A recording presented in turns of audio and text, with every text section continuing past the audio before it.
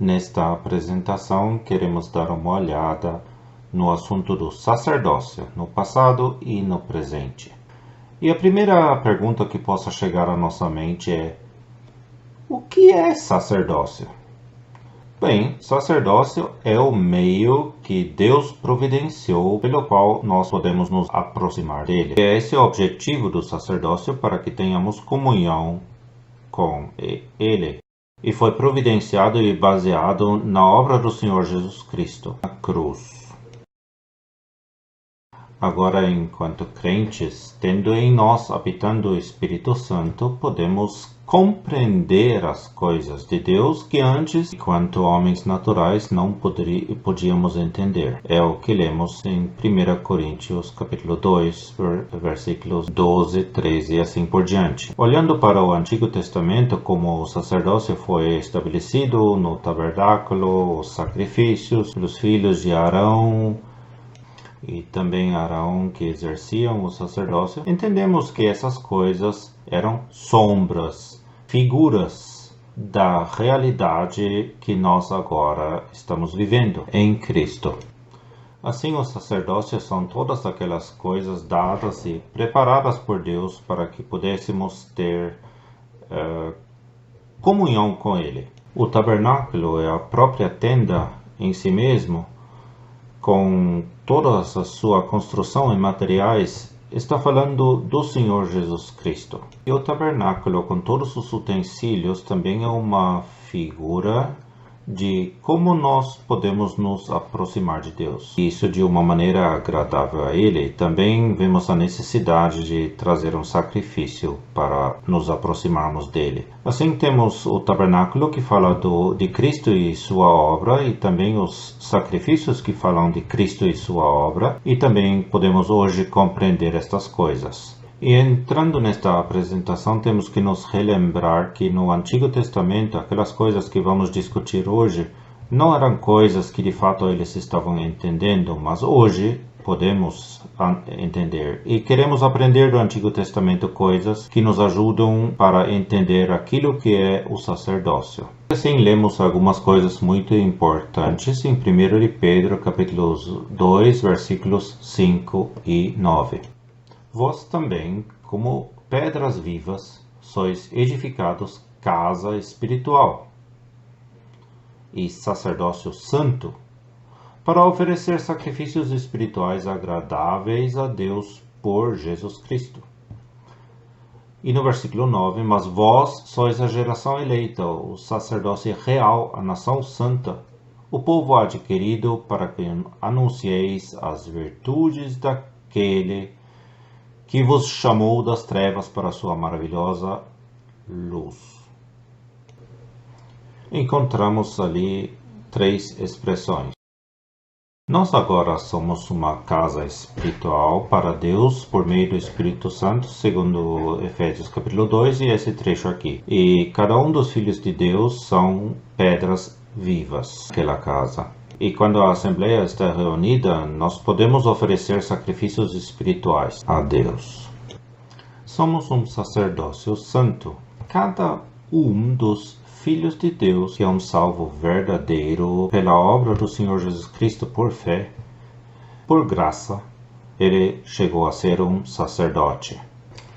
Em Apocalipse capítulo 1, versículo 5, nós lemos que Cristo nos fez tais sacerdotes para seu Deus. Também um sacerdócio real.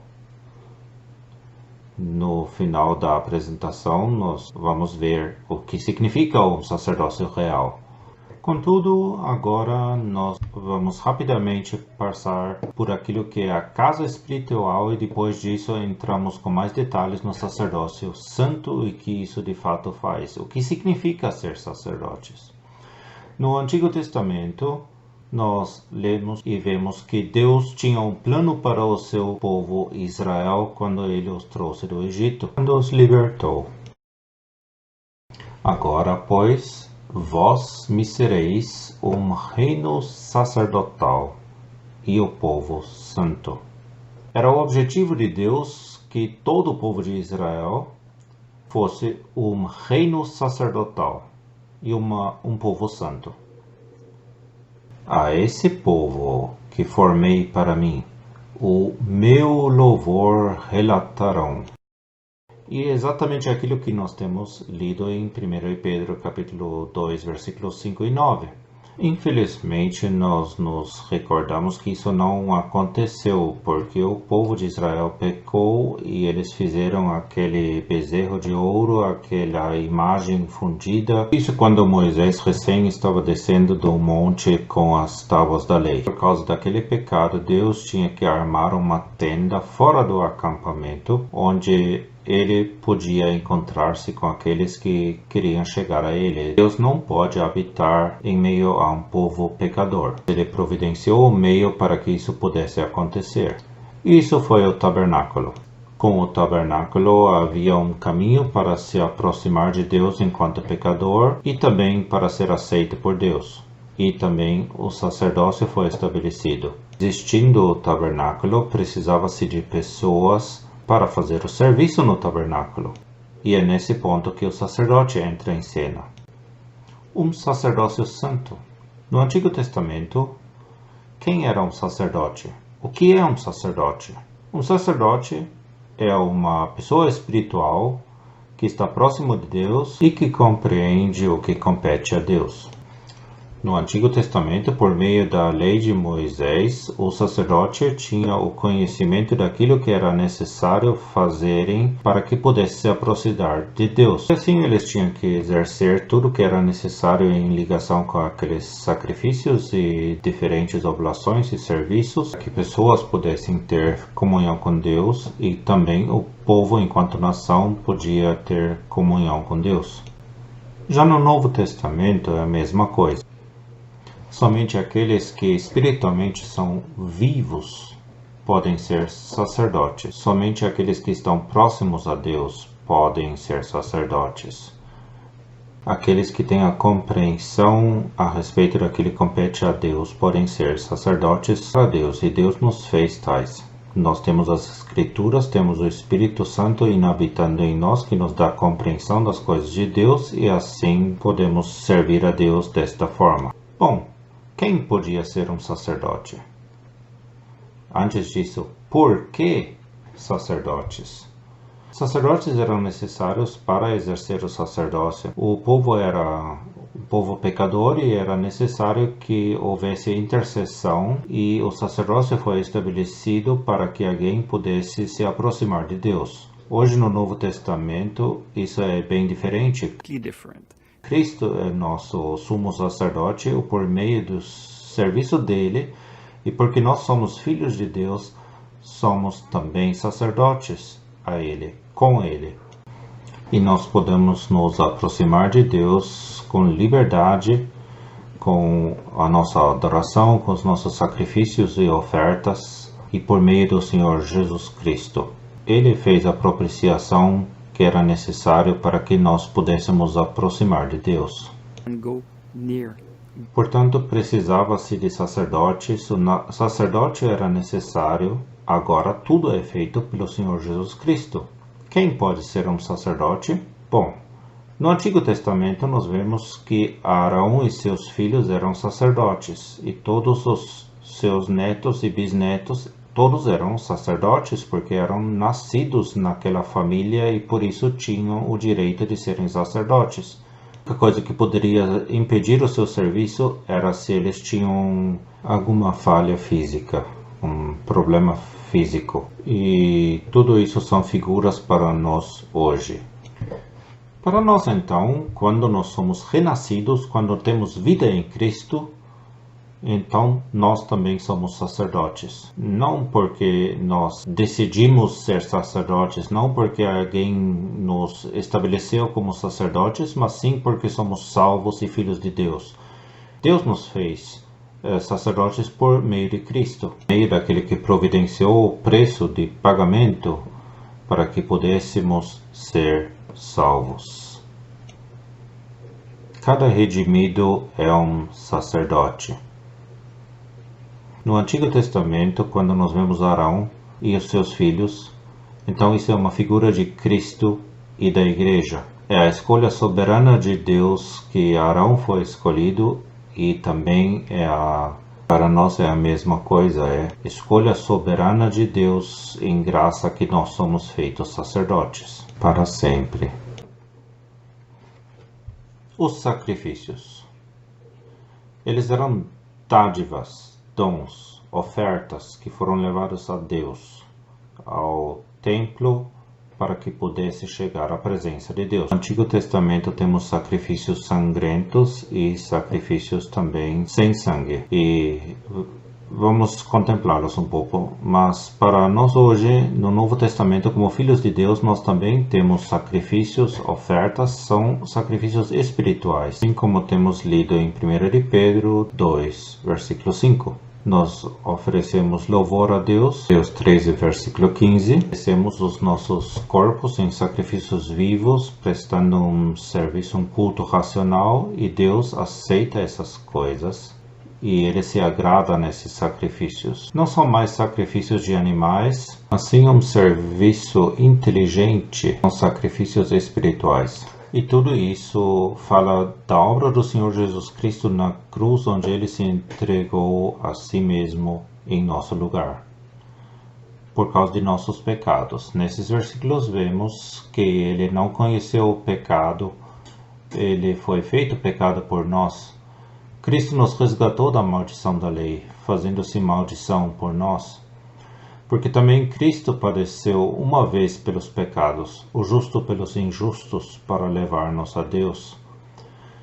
E sem derramamento de sangue não há remissão.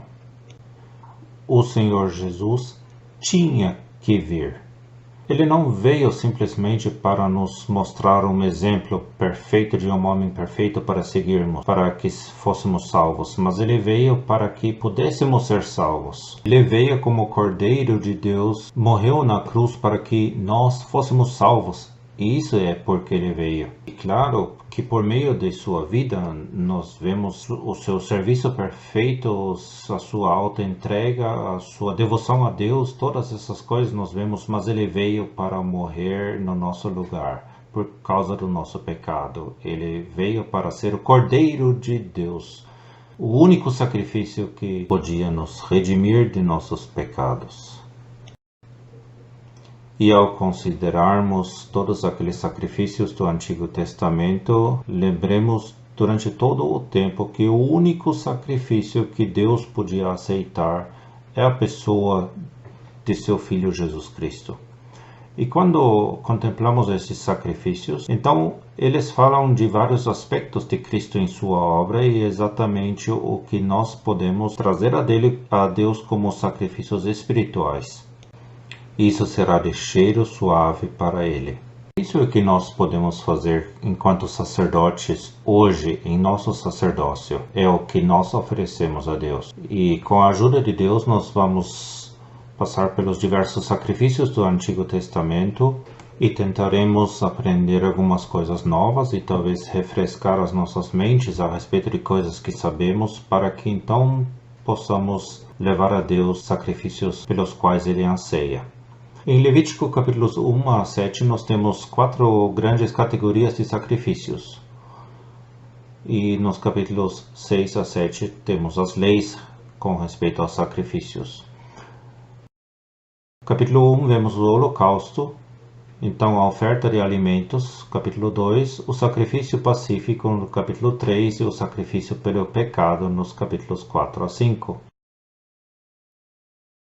Agora a ordem seguida nesta apresentação será a ordem que vemos na lei dos sacrifícios nos capítulos 6 e 7, que é o holocausto, a oblação, então o sacrifício pelo pecado e terminaremos com o sacrifício pacífico. Muito rapidamente, o holocausto é completamente queimado, consumido e entregue a Deus, e fala de Cristo entregando-se a si mesmo completamente a Deus. A oblação, a oferta de alimento, fala das perfeições de Cristo em sua humanidade. O sacrifício pacífico nos lembra de que Cristo veio para fazer a paz. A paz que Jesus trouxe e efetuou foi feita pelo sangue da sua cruz, e agora temos comunhão com Deus. E finalmente o sacrifício pelo pecado nos capítulos 4 a 5 era um sacrifício obrigatório.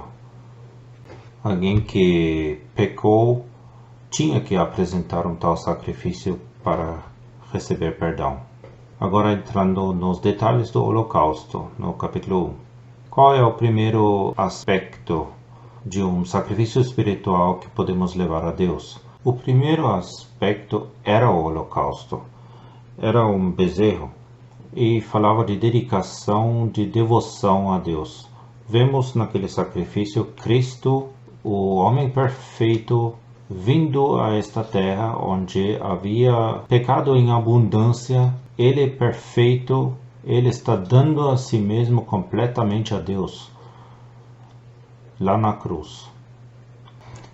Completa, total devoção daquele homem perfeito, daquele filho perfeito de Deus. E é disso que esse sacrifício fala. Cristo veio a se oferecer a si mesmo totalmente, completamente. O holocausto, o sacrifício tinha que ser sem defeito, o que nos recorda da perfeição, da pureza do Senhor Jesus. Se oferecia esse sacrifício, tinha que pôr a sua mão no animal. Era necessário para que fosse aceito, para que fosse agradável a Deus. O ato de pôr a mão, por assim dizer, comunicava as virtudes, as perfeições da vítima para aquele que estava oferecendo o sacrifício. E o degolar da vítima lembrava aquela pessoa que, se ele fosse aceito diante de Deus, era por causa da perfeição daquela vítima, porque ele mesmo não era perfeito. Depois disto, o ofertante, aquele que estava levando o animal, tinha que esfolar o animal e parti-lo em pedaços.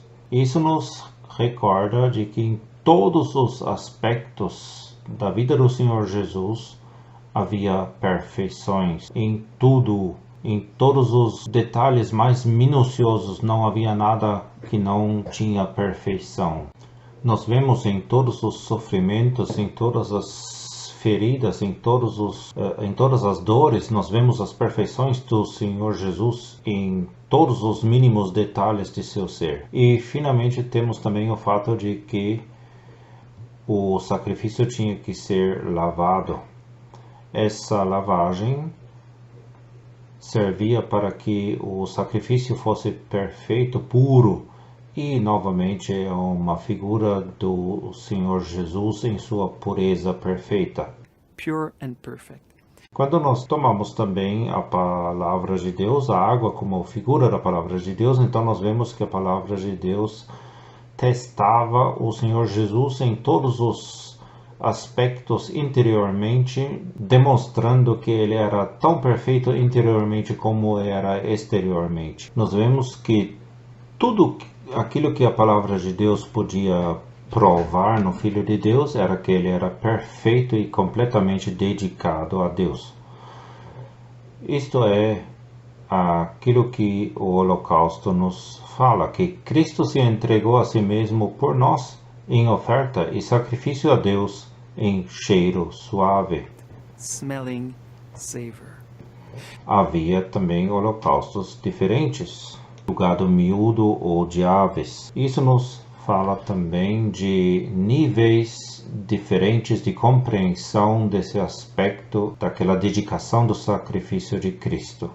Filhinhos em Cristo, dos quais lemos em 1 João capítulo 2, versículos 12 a 15, não tem muita compreensão a respeito da pessoa de Cristo. E assim o seu sacrifício será um sacrifício menor, menos claro, mas Deus aceita também essa adoração, ainda que não seja perfeita, porque aquela pessoa é um sacerdote por definição, e quando levamos a pessoa de Cristo a Deus, Ele sempre o aceita.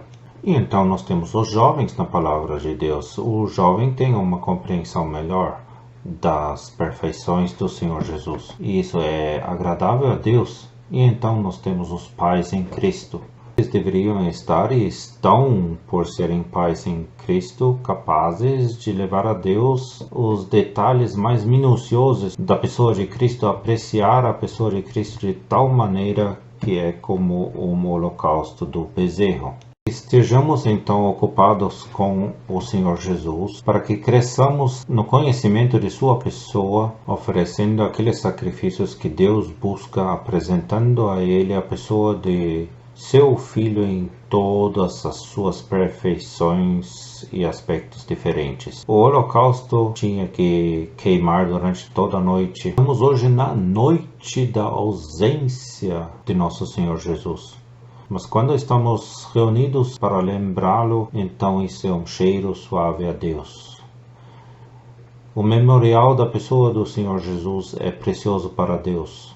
Não apenas uma vez por semana, mas também quando estamos em casa exaltando a pessoa do Senhor Jesus diante de Deus, então isso é agradável a Ele.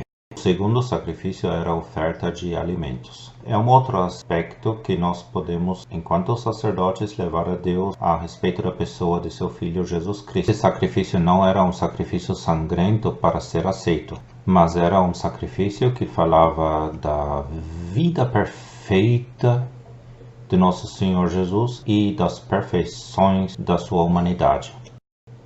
Flor de farinha fala exatamente disto.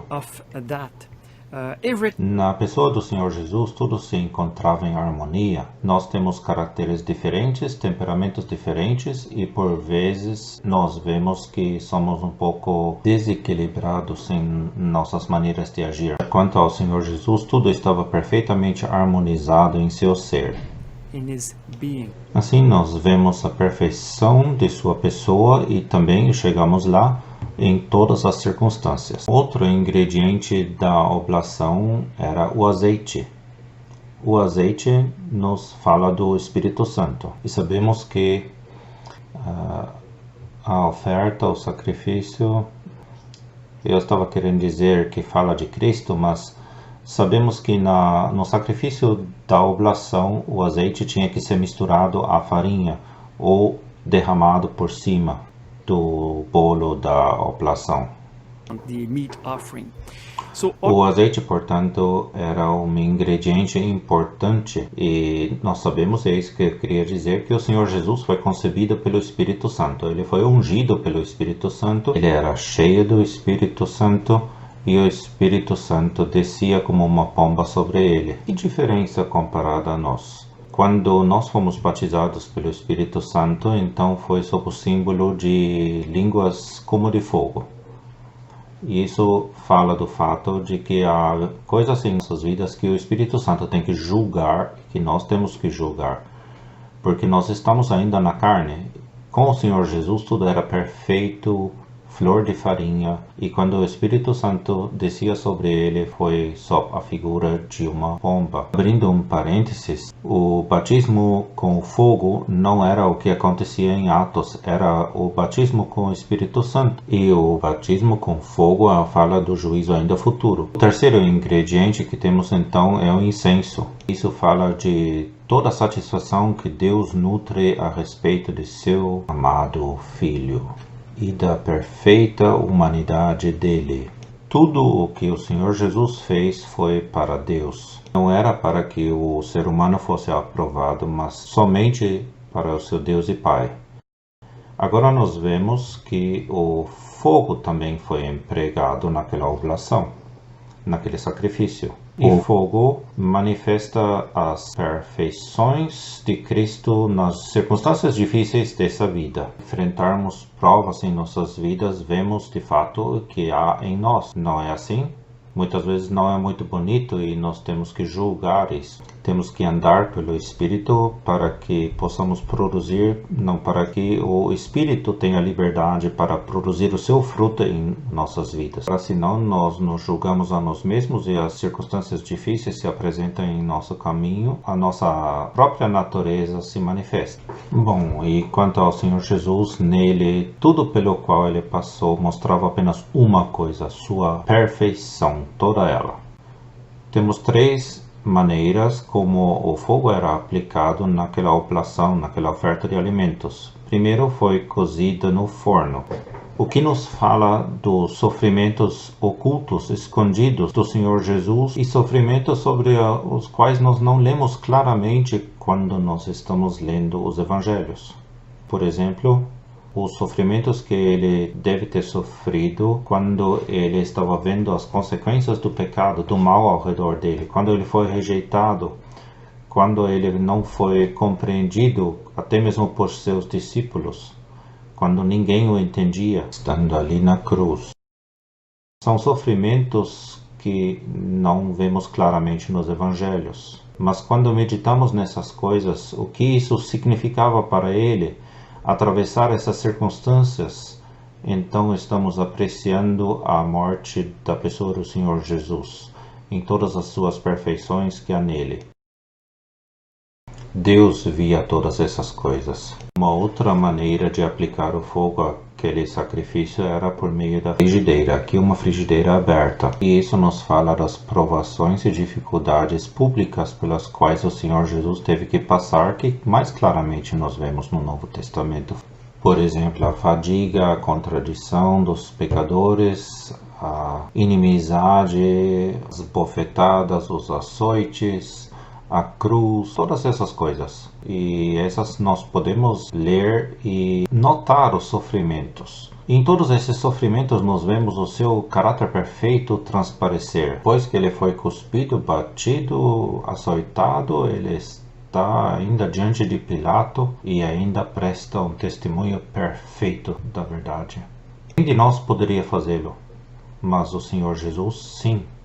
Estando com fome, continuava paciente para falar com as pessoas, cansado e ainda assim bondoso com aqueles que o rodeavam. Sabe, às vezes quando nós estamos cansados, pelo menos, nós perdemos a paciência mais rapidamente do que normal. Mas o Senhor Jesus nunca. E finalmente nós temos então algo preparado na caçoula. Isso é uma figura de uma compreensão menor das perfeições do Senhor Jesus, um pouco mais confuso, mas ainda notamos que a pessoa dele não é igual às nossas pessoas. Novamente, um neném em Cristo, um crente jovem, ele vai notar que Cristo não é igual às demais pessoas e não igual a ele mesmo, mas ainda não está tão claro nele. Mas crescendo, se tornando um jovem adulto, ele claramente verá nos evangelhos que Cristo é perfeito em todas as suas maneiras de agir a despeito das circunstâncias. Chegando à estatura de paz em Cristo, podemos adentrar mais profundamente nos seus sofrimentos pelos quais ele passou nas diferentes circunstâncias, ainda que não esteja claramente escrito na palavra de Deus. E se falarmos da sua perfeita humanidade, da sua perfeita vida, nosso Deus e Pai, quando levamos esse sacrifício a Deus em louvor e gratidão, ainda sendo um bebê em Cristo, ele o recebe, porque ele aprecia tudo que está falando a respeito de seu Filho, Jesus Cristo. Antes de falarmos do terceiro sacrifício, tem duas coisas que estavam ausentes nesse sacrifício da oblação. E uma coisa sempre presente. Ausente é o fermento, que nos fala daquilo que aumenta, aquilo que dá orgulho, que dá autoimportância, talvez até mesmo hipocrisia. Nenhuma dessas coisas estavam presentes em Cristo. Ele fazia sempre tudo visando somente o seu Deus e Pai. E o mel nos fala da doçura natural, das afeições naturais que temos enquanto seres humanos. Nós também vemos no Senhor Jesus que as suas afeições naturais para com a sua mãe, irmãos e irmãs, ou meio-irmãos deveria dizer, amigos, discípulos, aqueles que ele amava, essas coisas jamais eram um obstáculo para modificar ou mudar o seu caminho perfeito e serviço perfeito para o seu Deus. Uma prova clara disso podemos ver na ocasião de Lázaro. Aquele a quem tu amas está doente. E o Senhor Jesus disse agora, eu preciso ir rapidamente para casa. Não para casa. Eu preciso ir rapidamente para ajudá-lo. As suas afeições naturais teriam feito isso, eu tenho certeza. Mas ele estava fazendo tudo como aquele que perfeitamente dependia de Deus. Isso é um exemplo para nós também. Em nossas vidas como sacerdotes de Deus, não devemos ter fermento em nossas vidas, julgar aquilo. E também a mesma coisa quanto às afeições naturais. Quando nós adentramos no santuário para louvar a Deus, não deve ser sacrifício emocional. Sabe, podemos ter emoções, mas devemos fazer uma clara distinção entre ambas as coisas. Estamos oferecendo sacrifícios espirituais a Deus, que falam da pessoa de seu Filho Jesus Cristo. Não estamos oferecendo as nossas lágrimas, o nosso amor, os nossos sentimentos, mas isso não tem nada a ver com a adoração que devemos levar a Deus. E também temos que julgar a nós mesmos, como 1 Coríntios 11 nos mostra. E julgando a nós mesmos, se há fermento ali, algo que devemos julgar, pecado, então isso deve ser removido e depois recordamos o Senhor Jesus. Portanto, quando estamos reunidos para oferecer esses sacrifícios a Deus, nada de fermento e nada de mel. Nenhuma emoção natural deve atravessar a reunião, porque eu gosto daquela pessoa, eu gostaria de estar ali, porque eu prefiro aquilo, eu gosto daquilo. Nada natural deve incrementar o nosso serviço a Deus. E o que sempre está presente é o sal da aliança, que preserva, que guarda da corrupção. Temos que estar a favor daquilo que é bom e contra aquilo que é errado. O sal não deve estar faltando em nossas vidas pessoalmente, e também o bom e o mal deve estar bem claro quando estamos entrando na presença de Deus. Aí não podemos tolerar na presença dele o que for mal. Já a pessoa do nosso Senhor Jesus, toda a sua pessoa era perfeita. Finalmente, quanto à oferta de alimentos, naquele sacrifício havia uma parte para Deus. Um punhado nós lemos, e então azeite e também todo o incenso. E isso nos recorda que toda a vida de Cristo era um sacrifício para Deus. Essa então era a parte que era oferecida para Deus no altar. A outra parte era para os sacerdotes. Todo o restante era para o sacerdote. E eles tinham que comê-lo em lugar santo. Muito bem, tudo que toca a pessoa do Senhor Jesus é santíssimo.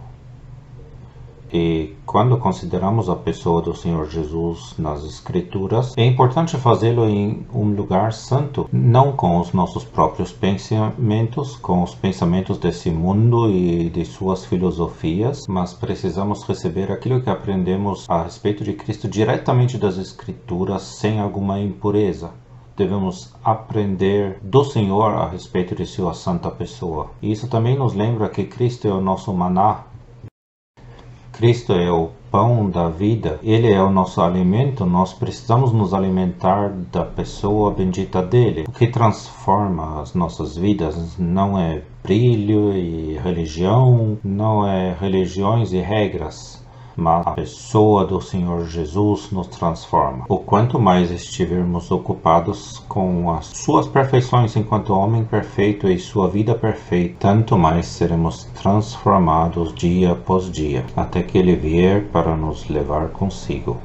Portanto, alimentemo-nos do Senhor Jesus para que cresçamos de nenéns para jovens, para pais, a fim de oferecermos novamente aqueles sacrifícios agradáveis a Deus a respeito da pessoa de seu Filho Jesus. Então, em terceiro lugar, o sacrifício pelo pecado. Era obrigatório, mandatório de oferecer um sacrifício pelo pecado. Confessar o pecado, em alguns casos, até mesmo restituir o que era devido, não era o suficiente para ser perdoado. Seria necessário um sacrifício para receber o perdão. Pecado é algo sério diante de Deus e quebra a comunhão com Ele.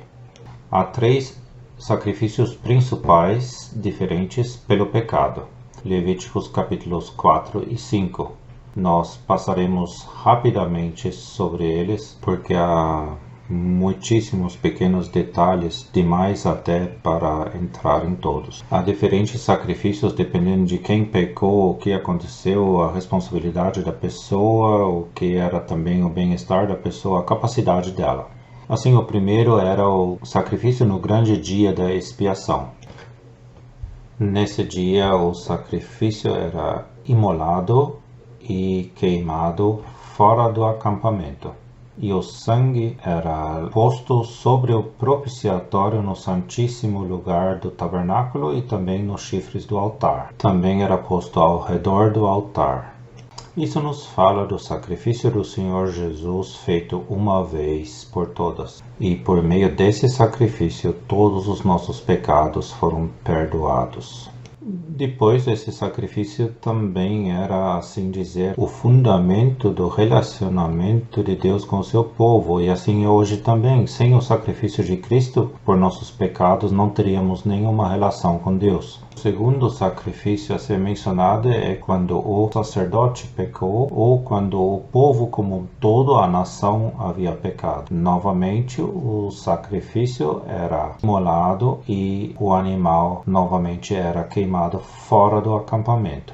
Quando um pecado desses era cometido, ele quebrava e interrompia o serviço para Deus ou também a comunhão do povo com Deus. Naquela ocasião, o sangue tinha que ser levado para dentro do tabernáculo, mas somente podia ser posto no altar do incenso, e a vítima foi queimada novamente e o sangue era posto no altar, nos chifres do altar. O terceiro sacrifício era um sacrifício pelo pecado de uma pessoa, um indivíduo, quando ele havia pecado. Quebrava também a comunhão com Deus. O sangue, nesse caso, depois da vítima ter sido degolado, o sangue foi posto no altar e a vítima tinha que ser comida pelo sacerdote. Mostra que havia uma identificação completa do sacerdote com o pecado. Quando a pessoa impunha a mão sobre a cabeça da vítima, não era para obter o mérito da vítima como no holocausto, mas para colocar a sua culpabilidade, a sua culpa do pecado sobre a vítima inocente, visto que o indivíduo que trouxe aquele sacrifício pelo seu pecado tinha que degolar o animal, o lembrava de que esse animal tinha que morrer por causa do seu pecado. Assim ele tinha que entender a gravidade daquilo que havia feito diante de Deus. Quanto mais nos foi perdoado, tanto mais apreciamos aquilo que Cristo fez por nós na cruz. E é sempre bom quando nós formos surpreendidos por um pecado em nossas vidas. E quando então chegamos a Deus, como lemos em 1 de João 1,9, para confessar os nossos pecados, Ele é fiel e justo para nos perdoar os pecados e nos purificar de toda injustiça. Jamais esqueçamos e meditemos naquilo que o Senhor Jesus teve que pagar para que pudéssemos ser perdoados. Quanto mais o fizermos, tanto mais apreciaremos aquilo que o Senhor Jesus fez por nós. A única coisa queimada no altar, nesse caso, nesse sacrifício, era a gordura da vítima. E isso era um cheiro suave a Deus. A gordura nos fala da força, do poder interior do Senhor Jesus. Ele empregou todas as suas forças para que pudéssemos ser salvos. Estou sendo muito rápido, mas eu espero que seja o suficiente e um bom começo para meditarmos mais profundamente na obra do Senhor Jesus, vista no sacrifício pelo pecado. Chegando-nos diante de Deus, podemos dar graças a Deus por aquilo que o Filho dele, Jesus Cristo, tem feito por nós. Também vemos diferentes níveis de sacrifícios, desde o mais pobre com apenas flor de farinha até aos mais ricos. E novamente isso nos fala da apreciação que temos da obra do Senhor Jesus. Um neném em Cristo não compreende muita coisa, mas sabe que Cristo morreu por seus pecados na cruz e crê no Filho de Deus, que ele não merecia morrer, mas que ele morreu, um homem perfeito, por si. É um pouco parecido com aqueles dois salteadores crucificados. Eles reconheciam em Cristo que ele não merecia aquilo. Era um sacrifício muito pequeno, como flor de farinha, mas foi aceito. E quando chegamos então aos jovens e pais, muito mais podem apreciar muito mais profundamente aquilo que custou ao Senhor Jesus. Essas coisas podemos trazer diante de Deus. Louvor e gratidão como memorial de seu Filho Jesus Cristo. É um sacrifício aceitável que podemos levar a Deus. Em quarto, então, o sacrifício pacífico. O sacrifício pacífico fala de comunhão com Deus. Cristo tem feito a paz por nós. E Ele é a nossa paz. Agora nós temos comunhão com Deus e comunhão com o Pai, comunhão com o Filho, como lemos em 1 João 1, versículo 3. E o sacrifício pacífico fala exatamente disso. Havia 3 partes no sacrifício pacífico. A primeira parte era dada a Deus. Era o sangue da vítima e a gordura. O sangue nos fala do valor infinito da obra de Cristo aos olhos de Deus, o Pai. E é para a satisfação eterna de Deus. E a gordura novamente nos fala do poder, da força interior do Senhor Jesus e de sua devoção completa a seu Deus e Pai. Devoção até a morte. E esse é um objeto de apreciação e delícias contínuos para o nosso Deus. A segunda parte era para o sacerdote. Foi dado para ele o peito e a espádua, o ombro da vítima. O peito e a sua gordura foi sacrificada, que fala do amor do Senhor Jesus para com seu Deus e Pai, e também do amor para a sua igreja, e também para cada indivíduo, por cada filho de Deus. E o sacerdote, ele tinha que comer esta parte. E é muito bom para nós, irmãos e irmãs, de nós nos nutrirmos do amor do Senhor Jesus, que ele teve por nós. A outra parte que era oferecida era a espada, e a espada ou ombro pode nos falar da importância preeminente do Senhor Jesus. Ele não era qualquer um. No Antigo Testamento nós temos um exemplo com o profeta Samuel, que numa ocasião ele fez um sacrifício e ele separou a espada, o ombro, para dá-lo ao futuro rei Saul. E o fez para demonstrar a importância daquela pessoa. No Novo Testamento nós vemos que o Senhor Jesus recebeu o nome acima de todo nome. Ele está sentado à destra de Deus, que um dia todo joelho se dobrará diante dele, e que também ele terá o governo sobre o seu ombro. Aí vemos a importância do Senhor Jesus e podemos nos alegrar em todas as glórias que o Senhor Jesus tem, isso em comunhão com Deus o Pai e com seu Filho Jesus Cristo. Esse é o sacrifício pacífico. O sacerdote tinha que se nutrir disso. Nós temos que nos nutrir dessas coisas. E a terceira parte era para o adorador e os seus convidados. Todo o restante era para ele. É interessante vermos que esse sacrifício era um sacrifício completamente voluntário. O adorador vinha movido por gratidão a Deus por todas essas coisas e bênçãos que ele já havia recebido por Deus. Seria assim conosco também. Nós podemos adentrar a própria presença de Deus com toda a liberdade para louvá-lo, para dar-lhe as graças por todas as coisas que temos por meio de Cristo, por seu sacrifício, por sua vida, porque ele morreu na cruz por nós, e regozijamo-nos sempre no Senhor, assim como o apóstolo Paulo nos recorda em Filipenses capítulo 4. Também no capítulo 3, na verdade 2 vezes em Filipenses. Regozijemo-nos então na presença de Deus por tudo aquilo que temos na pessoa do Senhor Jesus. Nós já fomos abençoados com todas as bênçãos nos lugares celestiais em Cristo. E assim podemos nos apresentar diante de Deus com gratidão.